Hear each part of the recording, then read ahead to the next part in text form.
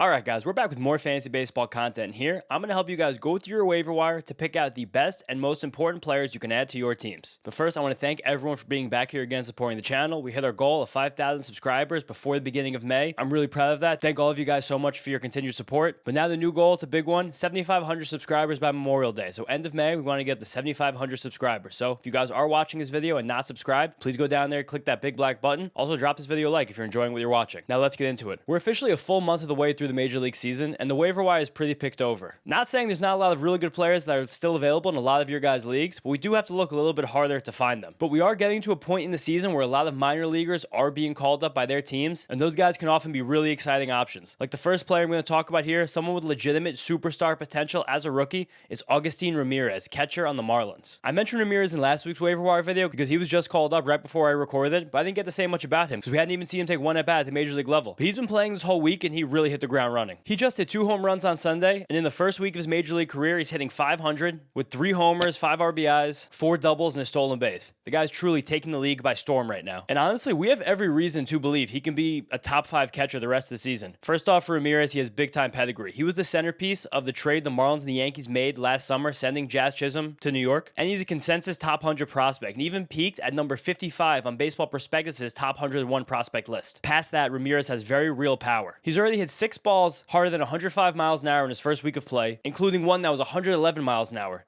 And even going back to the spring, Ramirez had a single that was 115 miles an hour. So again, the power is real. And that's supported by what's already been graded as top 20 bat speed in all of Major League Baseball. On top of that, he hit 30 home runs between AA and AAA over the last 2 seasons in about 175 games. But past that, the thing that really distinguishes Ramirez, the thing that can make him a true superstar, is his speed. He can actually steal bases. Just like he hit the 30 homers in AA and AAA last 2 years, he also stole 30 bags. And he stole a base in his Major League debut last Monday and attempted a stolen base the next day, but was caught. Even so, just the fact that he's attempting stolen bases as a catcher makes him a unicorn for fantasy baseball. On top of that, mentioning he's a catcher, the one problem with Ramirez's game is his defense. He's really not great behind the plate, and opponents have been running wild on him when he's back there. But the Marlins already started him at DH twice in his first week of play, showing that if he keeps hitting like this, and I think he will, his bat is good enough that they're going to get him in the lineup every single day, whether he's catching or not. So the defense can't really take away from his playing time. In fact, he's special in terms of catchers because most catchers are going to be sitting at least a day or 2 a week just because of the rigors of the position behind the plate. They're going to get a day off. Ramirez is starting at DH those days when he's not catching. So between the speed, the power, and the extra playing time, Ramirez really does have the ceiling of a top 5 catcher rest of the season. He's also already been moved up to 3rd and 4th in the Marlins batting order between Sunday and Saturday. Again, truthfully, this guy could be a superstar. I'm getting him on every single team right now if I can. Next up is Cam Smith, right fielder on the Astros. And Smith was a big story coming out of spring training because it was a real surprise that he actually made the team. The Astros acquired him this offseason along with Isak Praise and Hayden Wesneski for Kyle Tucker as kind of like the centerpiece, minor league, big-time prospect in the deal. And he made their club out of camp despite only playing 32 total minor league games after being drafted in the first round last season. And only 5 of those 32 games came at AA. So again, amazing he was even able to make this team out of camp. But then it was disaster for him in the first week of the season. He went 2 for 21 and had a 40% strikeout rate, all while trying to figure out how to play right field for the first time because naturally he is a third baseman. He's someone that I even advocated dropping on this channel because it looked bad. It looked like he was about to be sent back down to the minor leagues. But since that first week, he's really righted the ship with an 800 OPS and 3 home runs over 55 plate appearances. That's also come with a league average strikeout rate and a league average walk rate. That's really good. And Smith just seems to be getting more comfortable with facing major league pitching. He's chasing fewer pitches out of the strike zone. He's making more contact on pitches inside the strike zone, while also swinging and missing significantly less often than that disastrous first week. So now it has me dreaming on Smith's potential again, just like a lot of us were when he did make the team out of camp. He has 95th percentile sprint speed. He has 90th percentile bat speed. He's a freak athlete. He's a stud prospect. Tons of pedigree. The Astros went out and got him this offseason for one of their franchise cornerstones in Kyle Tucker. He's ready to go. It might not be perfect. It still might not be like superstar upside immediately. But again, something like an 800 OPS and 20 homers from this point to the rest of the season, sign me up for that. Next up is Tyler McGill, starting pitcher on the Mets. And this guy is becoming a stud before our very eyes. I know I've talked to you guys a lot about McGill on this channel so far, but for some reason, he's still only about 40% rostered on ESPN, while at the same time, he's actually becoming 10-team viable. He just had another amazing start on Sunday against the Nationals, where he went 6 1/3 innings, gave up 3 hits, 3 earned runs, 1 walk, and 9 strikeouts. But really, he pitched better than that. He arrived in the 7th inning of that game, having just retired 12 Nationals in a row with 8 strikeouts, only 1 run and 1 hit against him on the ledger. But to start that inning, Luis Garcia hit a pop-up to right field that Juan Soto lost in the sun, and the Nationals rallied after that. Then the bullpen came in for McGill and let up another inherited run. So realistically, this could have been a 7-inning, 10-strikeout, 1-hit game for Tyler McGill, which again, that helium would really be going crazy at that point. But it's just kind of been like this for every start from McGill this year. There are some spots where he's lost his command. He's always done that from time to time. But overall on the season, he has a 1.74 ERA, 30% strikeout rate, and a 7% walk rate.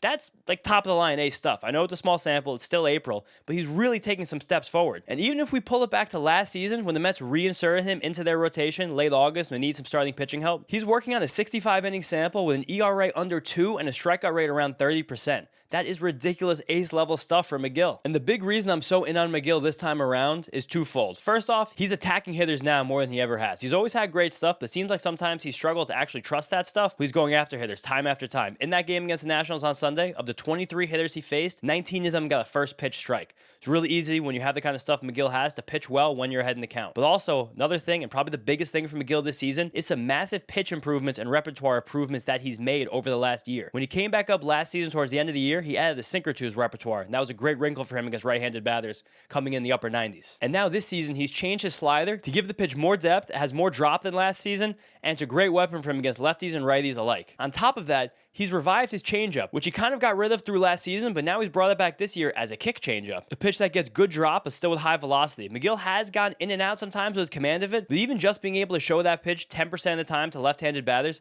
has really transformed his game and made him much better at getting those guys out. On top of that, the Mets are just a great team to pitch for. They have a really good lineup. They play really good defense. It's a great home park to pitch in. I really can't find a reason why Tyler McGill is not rostered in every single league right now. Next up is Dylan Cruz, outfielder on the Nationals. And Cruz's analysis is really similar to what I just talked about with Cam Smith, where he was a disaster out of the gate this season, even more so than Smith was. Through 2 weeks of play, Cruz was 5 for 49 with a 37% strikeout rate, no extra base hits, and no RBIs. That was through 2 full weeks of baseball. He, like Smith, was someone I advocated for dropping on this channel because it seemed like he was about to get sent back down to the minor leagues. But there's a huge turnaround happening with Cruz right now. He has a hit in 11 of his last 12 games to go along with 4 homers, 3 stolen bases, an OPS over 1,000, and a .350 batting average. And that's all come with only a 10% strikeout rate over that time. He's locked in. He also had a really cool moment last Friday's game against the Mets where the Nationals were winning late and Dylan Cruz dove for a blooper by Mark Vientos with the bases loaded and 2 out. He missed on his dive, the ball rolled past him, and all 3 of the runs scored, blowing the Nationals lead. But Cruz didn't hang his head. He got back up in the batter's box in the bottom of the 9th and roped a triple to lead off the inning and start the rally that the Nationals would eventually use to win that game. It was a cool moment for someone who had been struggling and is turning the corner. And at the end of the day, right now, Cruz is making a ton more contact, better swing decisions, not swinging as many pitches outside the zone. A lot of the things that we saw him doing towards the end of last year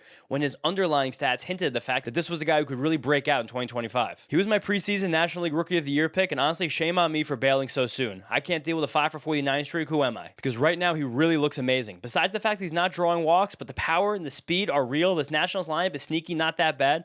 Cruz is a great option moving forward. Just like the next guy in this list, Ryan Gusto, starting pitcher on the Astros. Really fun pitcher, Gusto. He has an electric fastball that only sits about 94 miles an hour, but has great shape, great writhing action, and can live at the top of the zone and miss tons of bats. It has over a 30% whiff rate so far in his rookie season, and that pitch has become an amazing foundational tool for the rest of his repertoire to fall into place. When he's facing right-handed batters, he leans on that fastball along with a 2-seamer that also has some nice writhing action and a sweeper that's just disgusting. Right there, bang, those 3 pitches, that's enough to get the righties out time after time. And then against lefties, it's more of a kitchen sink approach, but again, it's all built on the foundation of that really good fastball. He throws to lefties about 60% of the time, and he mixes in a changeup, a curveball, and a cutter. The changeup, pound for pound, is probably the most effective pitch of all those 3, but it's also the most erratic and the one he has the least consistency with. So that means there is some more upside on Gusto if he can kind of wrangle in that changeup. And more upside is crazy because over 3 starts, 22 innings, Gusto has a 2.78 ERA, 26% strikeout rate, and 4% walk rate as a 26-year-old rookie. And he's a big boy. He can definitely handle a starter's workload if the Astros are willing to give it to him. He could get squeezed in this rotation as some more guys get healthy over the next few weeks, month, but right now he seems to be too good to take out of it. He's even pitching better than a guy like Ronel Blanco, who many times the channel I've said I don't really trust moving forward. No matter what, Gusto is worth a look in your 12-team leagues, at least while he's in this rotation, pitching every 5 days. Next up, we have another exciting rookie, It's Nick Kurtz, first baseman on the Athletics. I've shouted Kurtz out for the last couple weeks as I do the stash list every week in this waiver wire video, and he did finally get the call last Monday. That comes just 1 year after he was the 4th overall pick in last year's draft and just had 7 homers and a 1,000 OPS in 20 games at AAA. Also, since being called up, Kurtz has started at first base 5 games in a row, which has pushed Tyler Soderstrom, one of the major league leaders in home runs, to both the outfield and designated hitter, showing how highly the Athletics think of Kurtz. The results haven't been anything special yet, but he already hit the ball 112 miles an hour in play and has top 5 bat speed in the entire league. Every single player, Nick Kurtz has one of the 5 fastest swings of every player in baseball. It's amazing. The one thing that can stop Kurtz, though, and either kill his production or possibly send him back down to the minor leagues, if it does hurt him too much, is his strikeout rate and some pervasive swing and miss in his game. He struck out 40% of the time through his first 5 starts, and that comes after he's a 25% strikeout guy in AAA. If you're a 25% strikeout guy in AAA, that means you're probably going to be at least about a 30% strikeout guy in the majors. And that strikeout rate for Kurtz did climb over the last few weeks he was in AAA, so something has been happening more recently. But also, when he was down there, he wasn't chasing that much. He was also making a lot of contact in the zone. So I think that could have been some wonky stuff going on with the automatic balls and strike system we have in AAA right now. But bottom line, Kurtz is a guy that can slug his way past a bad strikeout rate, especially in that ballpark in Sacramento, especially in this A's lineup that sneakily looks like a top 10 lineup in the league. Kurtz is a really high upside play, and he should be rostered everywhere. Next up is Justin Martinez, relief pitcher on the Diamondbacks. Now, I talked about Martinez a lot in my reliever ranking video I put out a few days ago, because he right now is the full-time closer in Arizona and has some of the nastiest stuff in the league. He has a 100-mile-an-hour fastball as well as a 100-mile-an-hour sinker that are both completely electric, and a splitter that moves, looks, and acts more like a 90-mile-an-hour knuckleball. Pound for pound, this pitch might be the best single pitch in all of Major League Baseball, and I don't say that lightly. When he's on, everything for Martinez looks like just pure witchcraft. The only problem is that sometimes he's had some iffy command, some high walk rates early in his career. So far this year, that walk rate is way down, and that's had the Diamondbacks trust him a lot late in games, be a part-time closer for them, sharing the role with A.J. Puck. But now A.J. Puck is hurt, and he's going to be out for what they're saying is a few months. So there should be nothing in Martinez's way to being the full-time closer on a good Diamondbacks team. He could very easily be a top 10 closer in all of baseball for the rest of the season. Even possibly stretching near the top 5, he can keep that walk rate as low as it has been. If you need saves on your team, look to Martinez as soon as you can. Next up is Noelvi Marte, third baseman on the Reds, who's just simply ripping the cover off the ball right now. He has 15 hits in his last 7 games, along with 15 RBIs, 4 homers, and 4 doubles, with a 360 batting average and 1,000 OPS on the season. Again, I told you guys, he's tearing the cover off the ball. And at the same time, he's playing every day in the bandbox at his Great American Ballpark in Cincinnati, and drastically cut his strikeout rate, which was 27% over the last 2 years in his short time in the major leagues, down to 10% so far this season, which is huge, massive for him. But I will express a little bit of caution with Marte moving forward, because while he does have those gaudy stats, and they are really, really good right now, especially of late, I'm looking to a 5-hit, 7 RBI game he had last week against the Orioles that really started this whole hot streak. Because a home run, a double, and 5 RBIs of that massive game came while position players were on the mound pitching for the Orioles. So you kind of have to just get rid of those stats because they're not really against real pitchers. Again, they counted if you had them for them, but moving forward, you can't really take those stats that he had against position players and be like, this means he's going to be good moving forward. Especially because while he's been in this hot streak again, after crushing those position players pitching, this weekend, the Reds were in Colorado, Coors Field, and Marte crushed that whole series. So we just have to understand, while Noelvi Marte has an everyday job right now and a great place to hit and really, really exciting physical tools, this whole hot streak is a bit of a mirage because a big chunk of it came both in Colorado against the Rockies and with position players on the mound. So take everything with a grain of salt. Be aware of Marte. I'm grabbing him in 12-team leagues because, again, the tools and the role are amazing. And I'm pumping the brakes a little bit. I do want to wait and see what kind of potential he really has. Next up is Andrew Heaney, starting pitcher on the Pirates. And if you guys have been playing fantasy baseball for a long time like me, you've been burned by Heaney time and time again because he always has exciting stuff. He always has periods with a really good strikeout rate, but he can never really fuse it all together and be a consistent pitcher for an entire season. But things might be a little different for Heaney this year because mostly in the past, he was always a fastball slider guy. And those pitches were good. And then he would add a changeup a little bit at times just to have a wrinkle against right-handed batters, but that pitch was never really good. He'd wind up getting predictable. He'd kind of fall down, and he'd kind of just be inconsistent the old Andrew Heaney way. But this year in Pittsburgh, he's working with pitching coach Brent Strom. He's added a lot of new pitches to his repertoire. He's throwing 2 distinct curveballs right now, which Baseball Savant is listing as a regular curveball and a slow curveball, which is pretty funny, but those are great wrinkles for him to add against right-handed batters. He's also taken a few ticks off each, his changeup and his slider, and added more movement to each of those pitches. So now, all in all, Heaney's becoming a bit of a deep repertoire guy, someone who can just throw a lot of random things at right-handed batters to see if he can get them out. And that's really working for Heaney so far, the 1.72 ERA and 31 strikeouts in 31 innings. Another big problem for Heaney in the past was allowing way too many home runs. Well, going to a team like the Pirates can help that because PNC Park's a difficult park to homer in. So now we have Heaney as a guy who's added pitches to his repertoire, has a better home park than he's had in the past. I kind of like him. I'm definitely taking a really long look at Heaney in 12-team leagues right now. Now, last up on the list is Jordan Beck, outfielder on the Rockies. And Beck is another guy who's a prospect, has some good pedigree from the University of Tennessee, and made this Rockies team out of spring training, but was sent back down to the minor leagues after just 1 week of play because he looked horrible. He was just 3 for 23 at the plate and has struck out in over 1/3 of his plate appearances. But now he's been back in the major leagues for a week, has been playing every day, has 5 homers in 8 games, and has been hitting either first or second in the Rockies lineup over the last 3 games. He's still striking out about 35% of the time though, which is bad and not sustainable for a guy that really wants to be a consistent and productive player for us in our 12-team leagues. But the Rockies are abysmal right now. They have a worse record than the White Sox. They'd be very smart to just let the kids play, and Beck is one of these guys who has some real potential out of all their prospects and should be on the field every single day. Past that, to simplify this even more, if someone is playing every single day for the Rockies, we should be interested in them in fantasy just because Coors is such a great place to hit. Beck is especially valuable for you guys if you play in daily leagues because then you can stream him when he's in Coors Field and sit him when he's out of Coors Field. No matter what, again, a guy with real tools, playing every single day, like Beck, on the Rockies, you're viable in 12-team leagues. All right, guys, that's the end of the big list, but now we have a few sections coming up for people in very shallow leagues and very deep leagues, splitting them up. So first, for you guys in shallow leagues, this is a list of players who are not rostered enough on ESPN leagues, and you should be rostered more. If these guys are available in your leagues, you should strongly consider picking them up. The first up is Wilson Contreras. For some reason, he's only 66% rostered. That seems high. That should be 100%. Wilson Contreras had a really bad first few weeks of the season. He's been really good again for the past 2 weeks. He's probably a top 5 catcher in fantasy baseball. Then we have Clay Holmes on the Mets, 53% rostered. Holmes has been really finding himself as a starter, getting tons of ground balls, tons of swings and misses. He looks like a legit guy. He should be more than 53% rostered. Same goes for Nick Lodolo on the Reds. He's actually just healthy right now. When Nick Lodolo's healthy, he is a good pitcher. 43% roster is too low for Lodolo. Same with Jack Leiter at 37%. He came back from a blister issue on Saturday, only went 3 innings, wasn't that great in it, but Leiter's a very good pitcher. He should be rostered more than 37% of leagues. Same with Byron Buxton, who led my waiver wire video last week. Buxton looks like he's in his true peak form right now. He's hitting for power, he's running, he's healthy.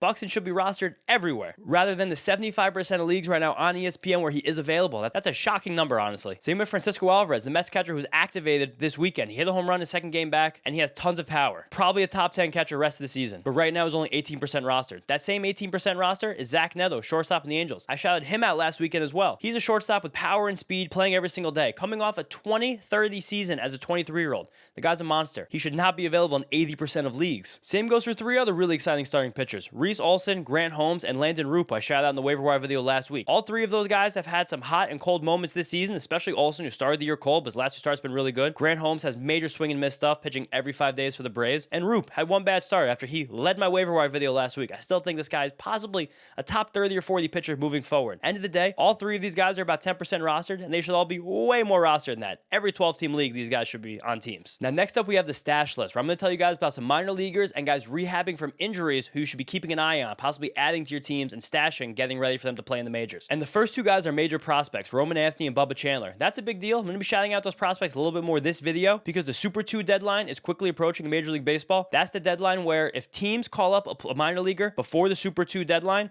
that means those players only get rookie contracts for 2 years and then go to the arbitration system for 4 years of their 6 years of team control, where usually guys are on the rookie minimum for 3 years, then do 3 years of arbitration. So that extra year of arbitration can really add to these players' earning potentials. So I really think that once we pass that deadline, we'll see Roman Anthony, who has like a 30% barrel rate in AAA, is just way too good for the level, and Bubba Chandler, who has sensational stuff, will have one of the 10 best fastballs in Major League Baseball the second he gets called up. Both of these guys are gross. Whenever they're on a team, they're going to be must-start players in fantasy. So it's probably a good idea if you have an open roster spot to kind of stash these guys for 2 or 3 weeks. That Super 2 deadline, we don't know when it is yet, but it's usually around the 1st, 2nd week of May-ish. It's rapidly coming up. Keep an eye on these 2 guys. Then we have Yuri Perez. Shout him out last week. Started the rehab assignment, hit 98 miles an hour in his fastball. It's going to be a really long rehab assignment for Perez, probably about a month, but when he's pitching, easy top 25 pitcher in the league. Then we have Hayden Birdsong. I've shouted out in this video before. He lost a 5th starter job with the Giants to Landon Roop after spring training, but Birdsong's been working in long relief, kind of like a big bulk middle guy.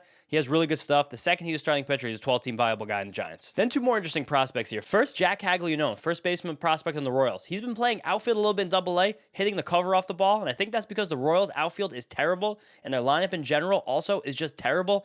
They're playing guys like Drew Waters and Mark Hanna out there every single day. Michael Massey just a cleanup for them. That lineup needs an infusion. Caglianone was a monster in Florida. Here he's putting up gaudy, ridiculous exit velocity numbers. Like when he comes up, he's interesting right away. Then we have Drew Gilbert on the Mets. The Mets have been playing Drew Gilbert in center field at AAA Syracuse because they really have a true center fielder right now. Jose Siri has a fractured tibia. Tyrone Taylor hasn't hit at all. There's a chance Gilbert comes up soon and can hit enough and play enough center field to be an everyday starter in a very talented Mets lineup. Then lastly, Tony Gonsolin and Clayton Kershaw, both working their way back with the Dodgers. Gonsolin will be pitching in the Major League soon. Not that exciting. Kershaw, he'll give you good ratios, but don't expect old Kershaw to walk through that door. Now we have the deep league ads, where I'm going to run through a lot of guys very quickly you should all be very aware of in your deep leagues. Starting with Caleb Durbin, third baseman of the Brewers, got called up last week, has been holding his own. He's got a homer, he stole a bag. Definitely more of a speed guy than a power guy. Don't really expect more than like 7-ish home runs from the rest of the season, but high contact guy who's going to steal a lot of bases playing every single day. You want that. Then we have Alec Thomas, outfielder in the Diamondbacks, taking a lot of playing time away from Jake McCarthy and hitting really well when he does it. I like Thomas a lot. The more playing time he gets, the more I want him on my teams. Then Austin Hayes, outfielder in the Reds, an everyday player in the Reds, is a player I want to roster in deep leagues. He's hitting well right now. I like Hayes. Then we have Luke Weaver and Cade Smith, the two newly minted, at least short-term closers on the Yankees and Guardians, respectively, taking the jobs from Emmanuel Clase and Devin Williams for a little bit while those guys get right. Cade Smith's an amazing reliever, and Luke Weaver's a really good reliever. While those guys are closers, we want them for saves, but whenever those guys get right, and I believe those two closers will be very right very soon, they'll get these jobs back. So I think it's more of a short-term thing, but grab him quickly if you need some saves. Then we have Jake Irvin, a good streamer on the Nationals, coming off a good start against the Mets. He's a solid guy at the back of a roster. He's streaming in your deep leagues. Then we have Jorge Polanco on the Mariners, hitting pretty well again. That Mariners team has been a bit of a surprise how well they swung to bat. Polanco's been in the middle of that. Then we have Jace Young, third baseman on the Tigers. Prospect, Josh's brother, getting some time. I don't really like Young, but it seems like he has a shot to run with this job. So if he does run with the job, get everyday playing time, worthy deep league target. Same with Heston Kjerstad right now, who is an everyday player in the Orioles and hitting well enough to stay in that job. Then we have a weird one, Matt Gorski on the Pirates. I don't know how much he's going to play. I don't know how well he's going to play, but he has some of the best bat speed in the league, and I'm a sucker for good bat speed. Then we have Eric Wagman, third baseman on the Marlins. He's just playing every single day in a deep league. You're going to want a guy playing every single day like Wagman is, and he has some power and some tools to make it worth your while. Then we have Jose Quintana, pitcher on the Brewers. Quintana just kind of does this thing all the time where he's just good. Over his last 3 seasons, which is over 400 innings, he has a 3.39 ERA. That's ridiculous. He's doing the same thing right now in the Brewers. Quintana's a great deep league guy. Then we have Trevor Larnach, outfielder in the Twins. Came out of the gate ice cold, has been finding the power of late, and is an everyday player. Next is Gabriel Arias on the Guardians. He's losing some playing time, but he's a great defensive player and has really, really gaudy tools. I still like Arias a lot, and I have him in a lot of deep leagues myself. Just crazy tools, even though it's a lot of swing and miss. It could evaporate at any moment, but very fun tools to dream on. Then we have Tomoyuki Sugano, starting pitcher on the Orioles, coming off 2 straight 7-inning starts. We love a guy who's giving volume in our deeper leagues. It's a lot of junk. It's not very good pitches, but again, mixing a lot of slow stuff and keeping hitters off balance to get through 7 innings with like 3 or 4 strikeouts. Then we have Mitchell Parker, starting pitcher of the Nationals. He had a real disaster start against the Mets on Sunday where he allowed 5 runs in the first inning. Nationals had the bullpen cranking. He walked like 4 guys, but still made it through 5 innings, really dug deep, really bared down. And he's a guy who's shown me a lot this season with a good splitter and a good curveball, big lefty who can be streamed in the right matchups.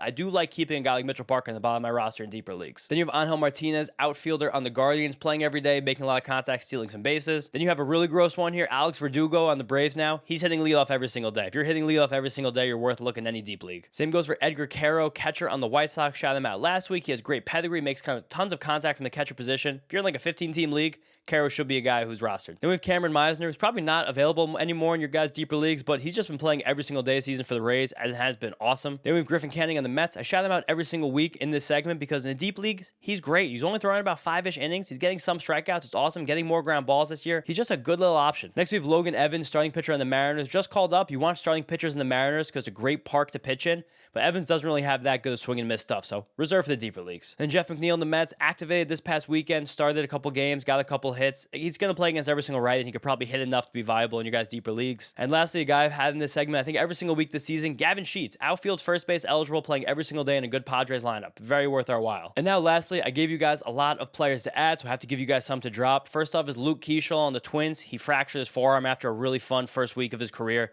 I like Keeschel a lot as a player, but you're not waiting a couple months for him. Then Andres Jimenez, who I'm ready to drop in 10-team leagues. The guy looks terrible. He's down to a 578 OPS after an 0-for-7 doubleheader against the Yankees on Sunday. He just can't really hit. If you guys need stolen bases, you got to keep Jimenez in your lineup, but man, He cannot hit. Then Jeffrey Springs, pitcher on the Athletics, not missing any bats. He looks bad. Fastball velocity sinking down around 90 miles an hour. Not worth rostering anywhere. Same with Osvaldo Bido. He was a popular breakout pick from the Athletics rotation, not missing many bats either. Then you have JT Ginn, third Athletics pitcher. Was pitching pretty well, but just went in the IL with a shoulder, elbow issue. One of those two things, not worth it. Did I mention AJ Puck before getting injured? Not worth rostering AJ Puck right now, waiting through his injury for a part-time closer. And then Chase Dollander, starting pitcher on the Rockies. I talked about this possible outcome with Dollander when I featured him 2 weeks ago in the waiver video, where it's just you can't really trust a Rockies pitcher ever. Coors Field is undefeated. And while Dollander has good stuff, seems like he's not been able to find consistency with how different his pitches move inside of Coors Field and outside of Coors Field. Just got rocked last week outside the Coors Field. You can't trust him. Then David Festa, one of my favorites, starting pitcher on the Twins, got sent down to the minor leagues after not being that effective through a couple starts, which is sad for Festa, but he'll be back. And lastly, Brandon Marsh, outfielder on the Phillies. I've been advocating dropping Marsh for weeks now. He just had a setback on a rehab assignment, another hamstring pull. Get him out of here. But all right, guys, thank you so much for watching the video. Again, if you are not subscribed to the channel, please go down there, click that big black button. Please subscribe if you want to get notifications for every time I do release a video, which will be twice a week all season. Also, please drop this video a like. Again, thank you everyone so much for being here. Appreciate you all. Love the community we're building. Thank you so much. I'll see you next time.